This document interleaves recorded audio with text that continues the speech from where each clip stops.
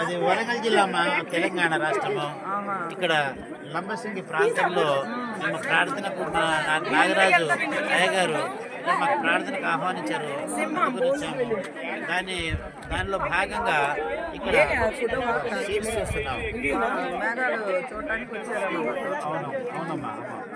దేవునికి స్తోత్రం. సృష్టి ఎలా కలిగిందో తెలుసుకోవాలి.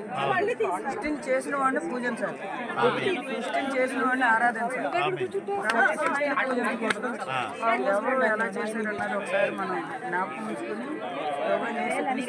మనం ఆరాధిస్తే అప్పుడు మన కుటుంబాలు దీవించబడితే మనం అభివృద్ధి పరచబడతాం. ఇలాగ ఎంతో ప్రకృతిని ఆస్వాదించడానికి దేవుడికి స్తోత్రం.